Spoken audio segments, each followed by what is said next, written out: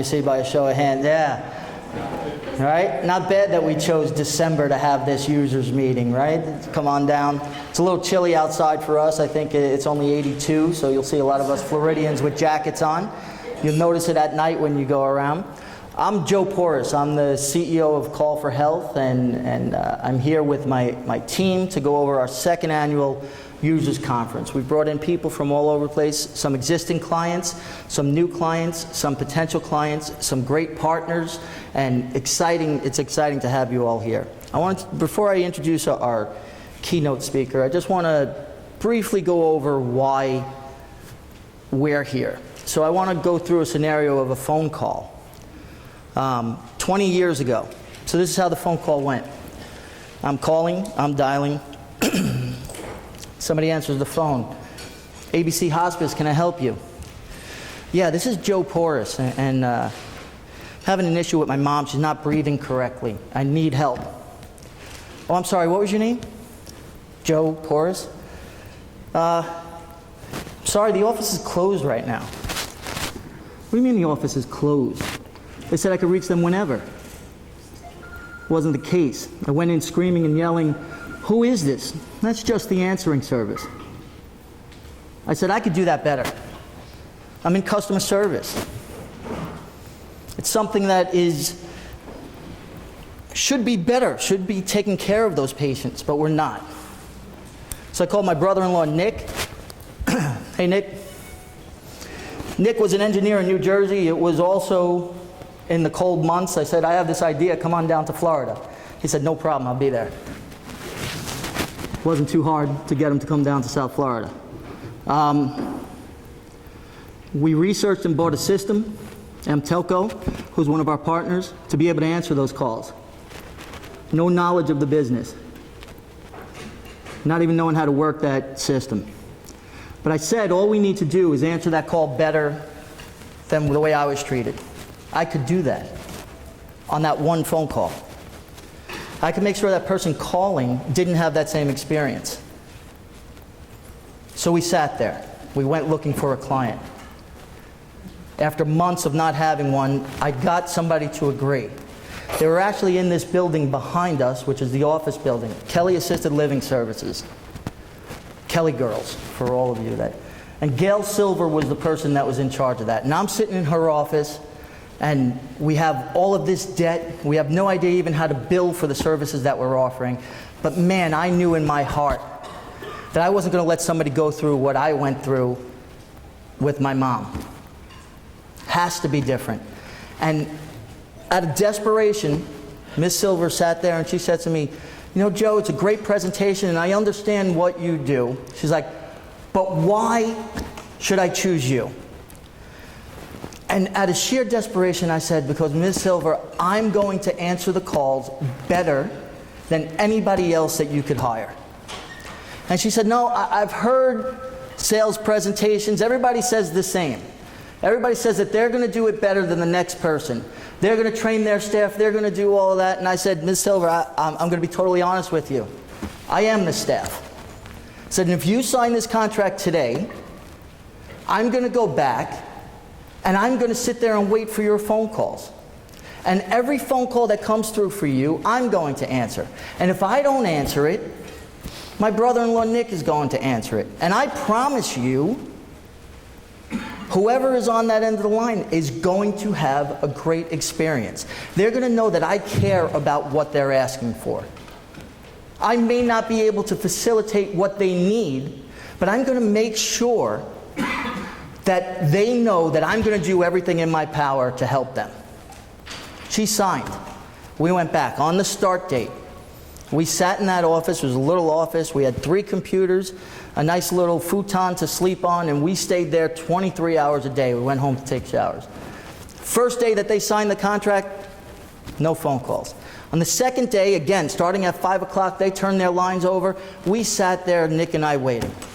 Crickets in the background. We played Sega Genesis hockey. We're waiting for something to happen. Finally, at 8:30 that night, phone call came through. I answered the phone. Thank you for calling Call for Health. Tom speaking. Can I help you? I'll explain the Tom thing.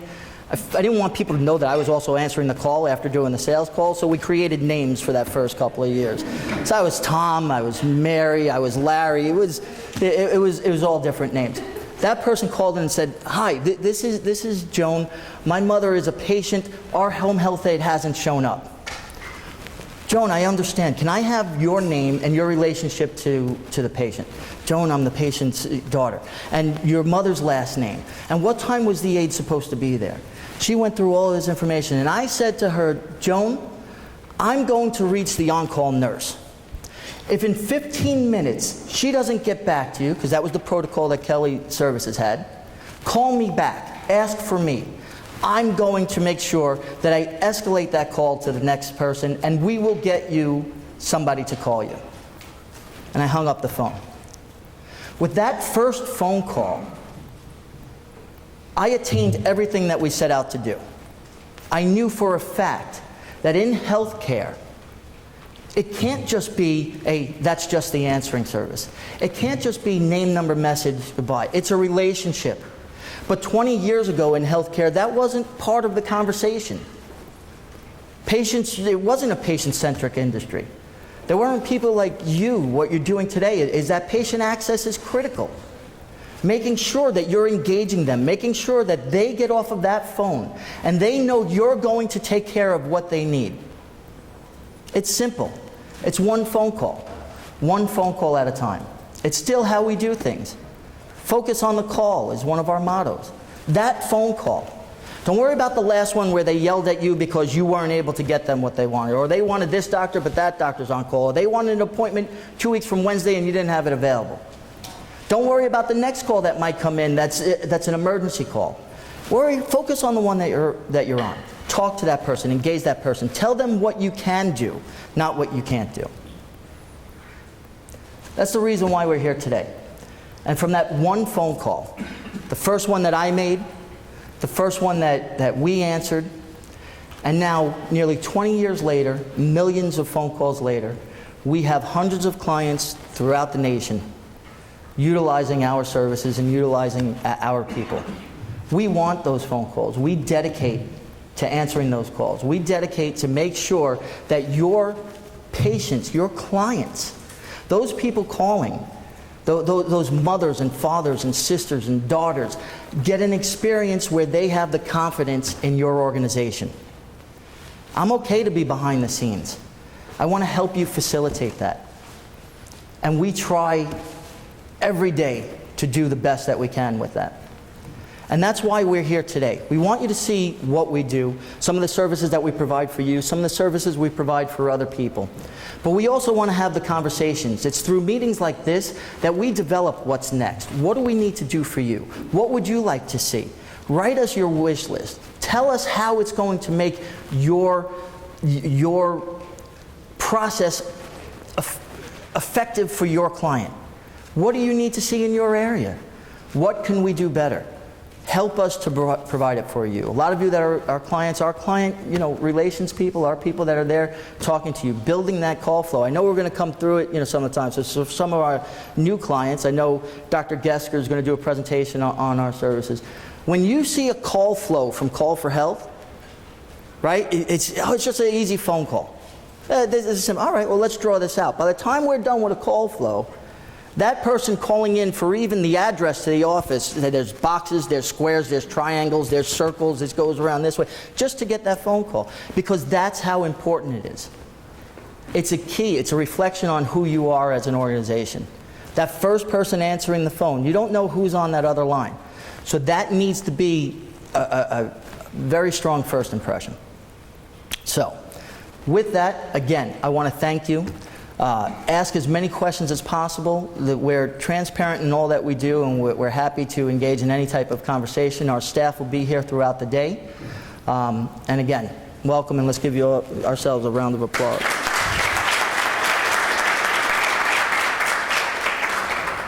All right. Let's introduce our keynote, and we were very fortunate to have the ability to get her here and speak to you. So Karen Rachinsky is currently Director of Healthcare Strategy at Level 3. In this role, she works with customers, partners, analysts, and industry leaders to keep a pulse on IT trends and requirements in the payer and provider healthcare ecosystems. Her organization then works with internal stakeholders to ensure communication solutions bring true value to healthcare customers. Karen has held various marketing and healthcare business development roles over the past 12 years, including business development for a remote patient monitoring company, an international health insurance company, and a 4D ultrasound technology company. Karen received her MBA from Trinity College of Dublin and her undergraduate from University of Victoria. At both institutions, she was an avid member of the collegiate soccer team. So with that, if you give me a warm welcome round of applause for Ms. Karen Raczynski.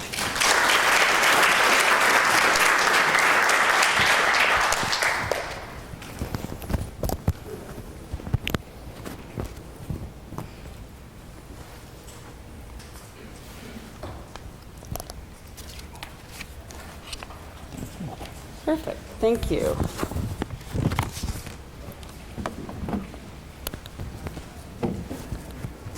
Good morning, everybody. Good morning. And I will echo the thanks for having this in December. It's snowing in Denver, so I'm happy to be here. As Joe mentioned, I'm with Level 3 Communications. Can I see a show of hands of who knows who Level 3 Communications is? Okay, that's good. We're making progress. I like to say we're the biggest company that folks have not heard of. So just to give you a bit of background about Level 3, we touch about 70% of the world's internet traffic. We are a fiber optic cable in about 64 countries worldwide, providing communication solutions to thousands of businesses. More specific to healthcare, and today's conversation, we serve over 2,500 healthcare provider and payer organizations within the US, including 9 of the nation's 10 largest hospital systems. So we have a very vested interest in healthcare, and I've really enjoyed owning this healthcare strategy for this company for the last 5 years. Before that, as Joe mentioned, I've held a few other positions within healthcare, and within my 12-year tenure, it's been pretty cool to see just how far the industry has come.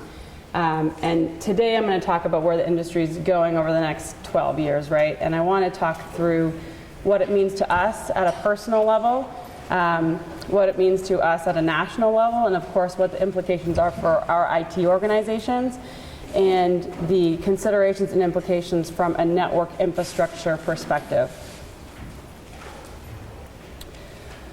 So I have a number of physicians and nurses in the family, and I always tell them this is such a cool time to be in healthcare.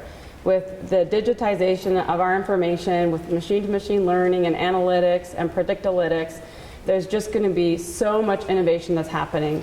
And I think that can be echoed with the amount of VC funding that we're seeing funneled towards health IT. There is an unprecedented amount of dollars flowing to health IT because there's so much room for innovation, there's so much room to gain efficiencies and to really improve the system overall. There are just such cool things happening even to get healthcare mobilized to rural America.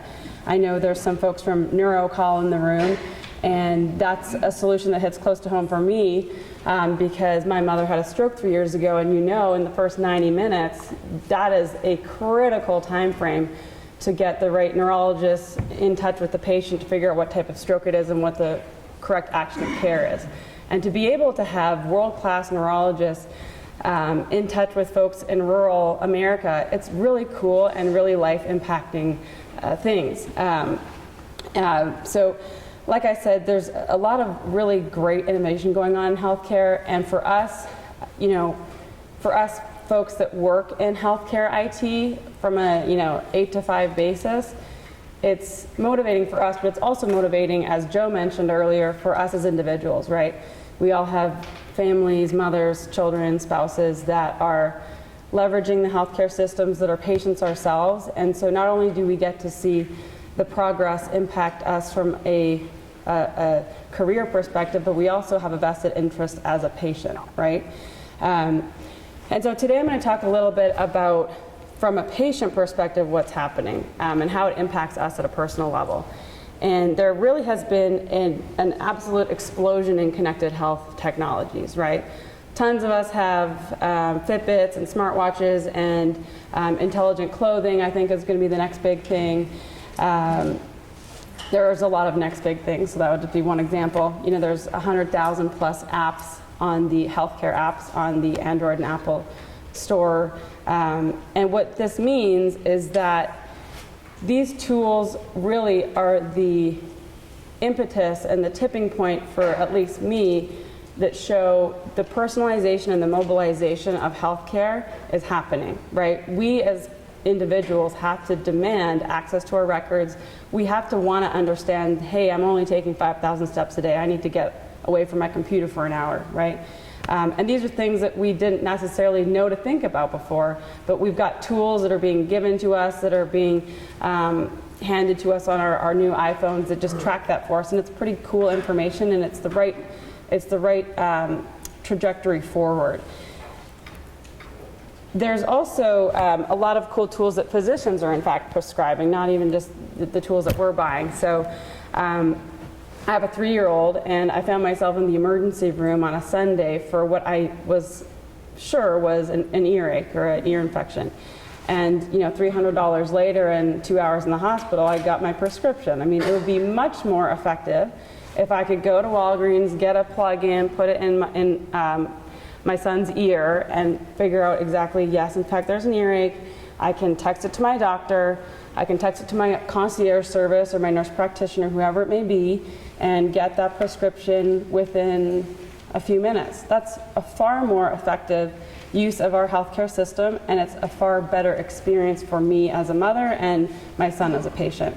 Another example up here is this medical tricorder. It's a tool that you put up to your temple, and it automatically reads your blood pressure, your body temperature, your oxygenation levels. I mean, all these really cool vital signs that on a daily basis we're going to start to be able to monitor. I imagine that you know, in years to come, we're going to be brushing our teeth, touching our mirror, and it's going to be a smart mirror, and it'll show us all of our vital signs and if we're on track for our lifestyle and our health as prescribed by our doctor. And we're going to know that on a daily basis, and we should, because the technology truly is there, and it's pretty exciting. Now, these are all technologies that are very specific to the patient. There's also pretty cool, and probably for some of you in the audience, scary technologies that are more for the provider side, right? If you think about the trend from the payment trend from, or reimbursement trend from volume to value, that has massive implications for providers, right? And there's going to be a huge onus on the patient that once that they are discharged from the hospital systems or the clinical facility, that they do in fact carry through what they are prescribed by their doctor. And there's this thing, a wearable tattoo that basically helps hospitals monitor the behavior of the patients once they leave the hospital setting. So again, some technologies that are very consumer-centric, some that are hospital-centric, and then some that are just don't even make sense. Like, this is a real thing. Okay, so there are diapers now that will text you when they're wet, okay? They're not all good technologies, right? They're definitely not all good, but the point is technology is starting to focus much more on the individual patient, and I really appreciated Joe's story because ultimately it is all about the end patient, right? And you know, I talked about the smart mirror, there are smart medical pills, and it's for things like if my mom forgets her medication, I would love to be able to know that, right? And call her, and is everything okay? Is it because you're feeling okay, or is it because you forgot your medication? I mean, those technologies are out there. And what I think is really exciting is to be able to start to understand who's the best physician and the best facility for me and my family, right? If you think about how easy it is to land in Boca, go to your hotel, check in, and say, I feel like Thai food. Okay, you can go on to Yelp, you can go on to Urban Spoon. There's 50 apps at your disposal that help you figure out who makes the best pad Thai in Boca, right? But you can't do that for your doctor. I would argue that that's probably a lot more important, right?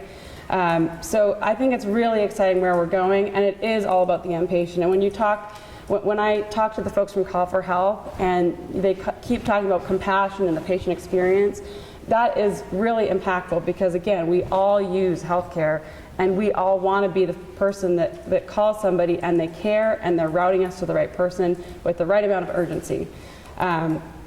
So why do I think that this is happening? I mean, I hope you're all in agreement that this is where healthcare is going. Analysts would agree, thought leaders would agree, but there's also some macro factors at play, right? We all know the amount of GDP that we spend on our healthcare system, and that is just, it's unsustainable, right?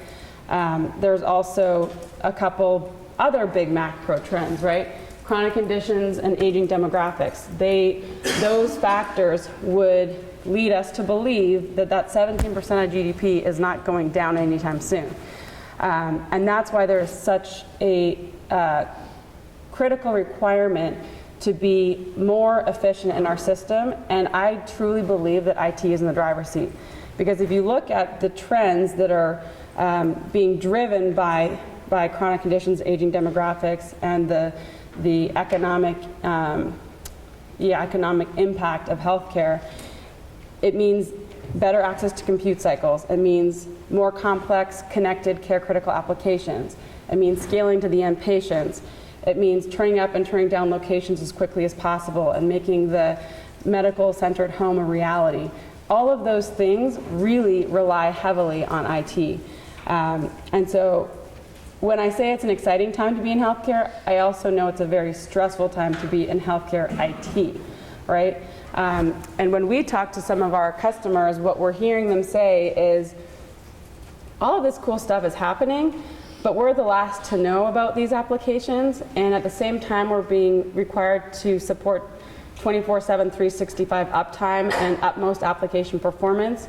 IT can't be an afterthought. It has, we have to be in the room at the beginning. I think that's one of the reasons why we're in a bit of a security debacle right now, because IT really is the cornerstone of all of so many next generation applications that are getting us towards that more efficient, more effective care practice. Another thing is how do we scale to the end patient, right? We want to get video in the home. We want to make sure that our burn specialists in Seattle can see patients in Omaha. How do we do that? And other IT departments are saying, with open enrollment and the Affordable Care Act, call volumes are just going crazy. They're exponential, and we don't know how to gauge for that, right? It's really hard for a payer to figure out how many local businesses or how many state businesses are going to push their employees onto an exchange.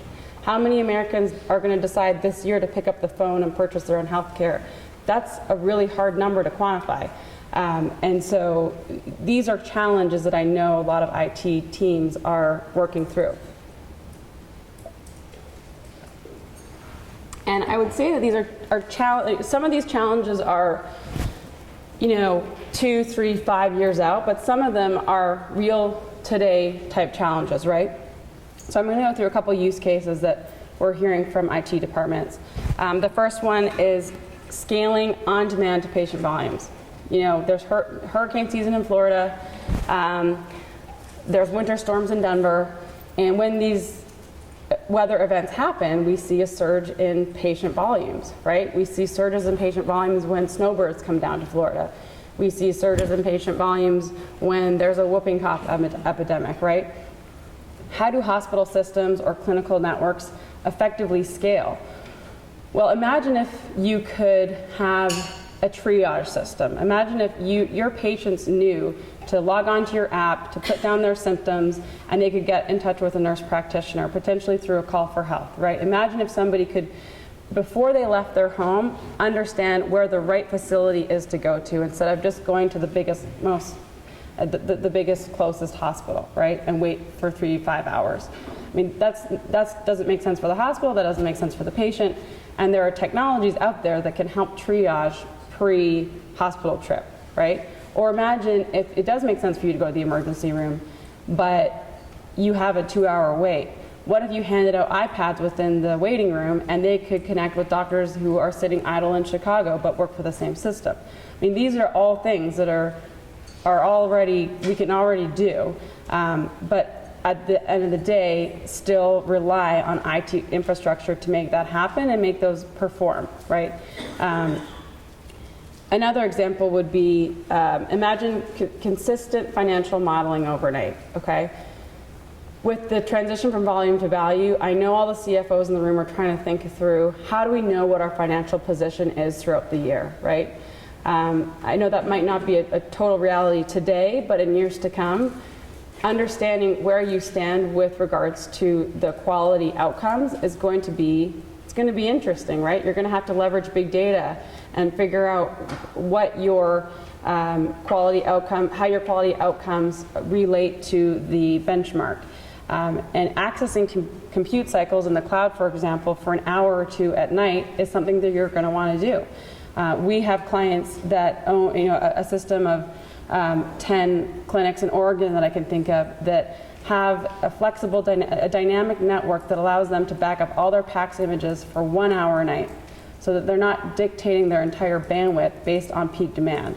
And those are things that you need to be able to do. You need to leverage your network and your architecture in a dynamic way, because that's the way that you use your network.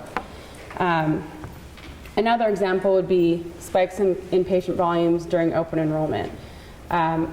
We serve 8 of the nation's 10 largest payer organizations, so I hear about this constantly. How do we budget for and how do we plan for open enrollment? Well, everyone's feeling this pain on the payer and the provider side, and that is why there's been a 22% increase in business process outsourcing, because we all feel this pain, and healthcare organizations have core competency to deliver healthcare, right? We don't necessarily have the core competency to be a call center. And so we're seeing more organizations look for partners that have the right core competencies to help them focus back on theirs.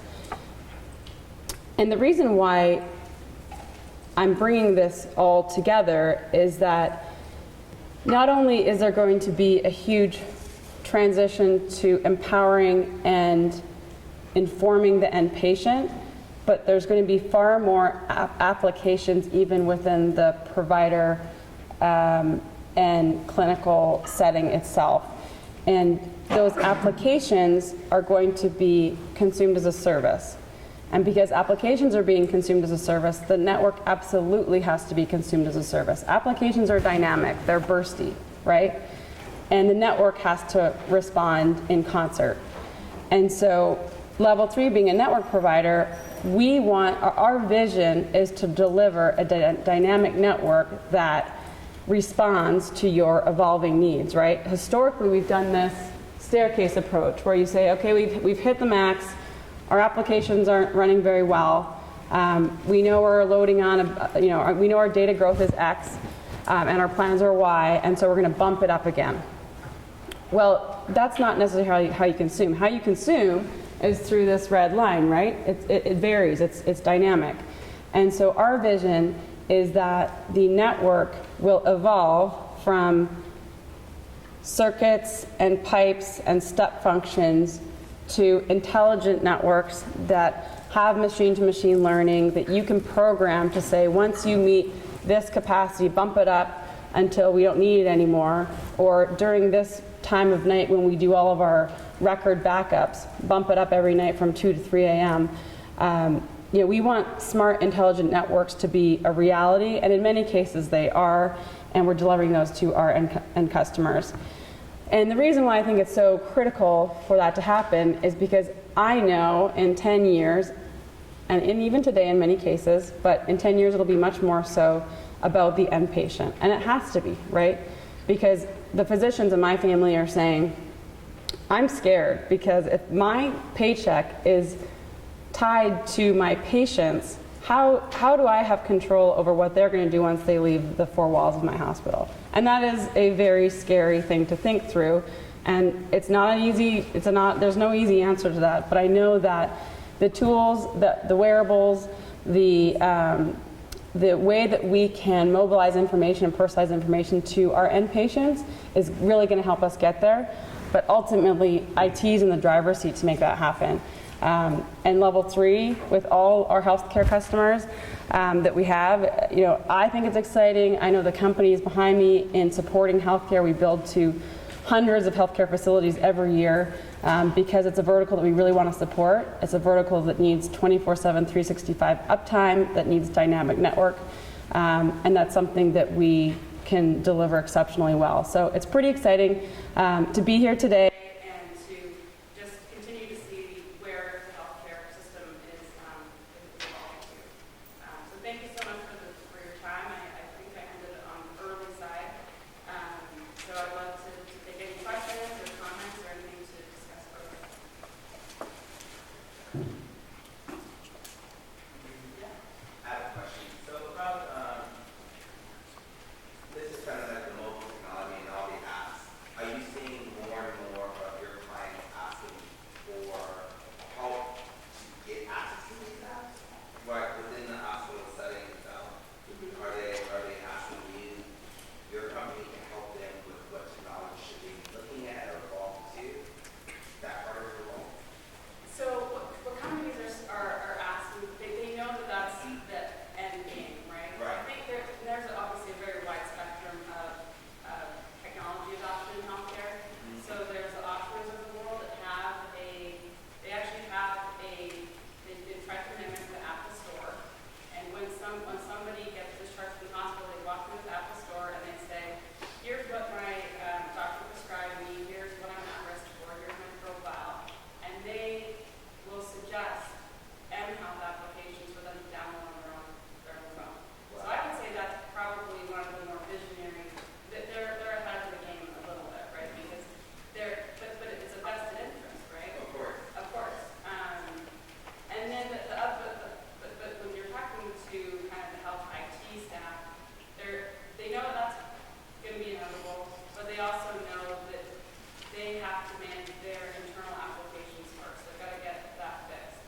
And one of the reasons why I think there's a big push to go to the cloud is because they want to test drive the cloud with their own internal non-PHI type system, like moving on to Office 365 to the cloud, for example, so that later down the road when they have to push medical videos and reminders for your medication, that they have a more decentralized platform to get to that medication. That's one of the trends I've seen. Thank you. Does that answer your question? Yeah. So, Karen, when you think about the adoption curve of these emerging and cutting-edge technologies from an industry perspective, where do you think healthcare sits compared to other industries in that adoption curve? I think it's pretty low.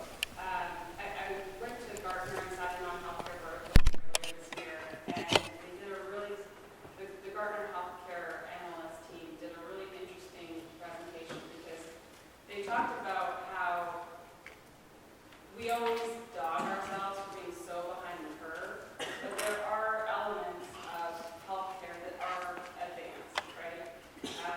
But I don't think that rapid adoption of these tools is, right? It's been such a huge lift you get, like electronic health records implemented, right? And we're kind of going through the second phase of a lot of folks going, the first vendor wasn't so good, we're going to go with the one that has proven itself. That's probably what's happened in the last 24 months.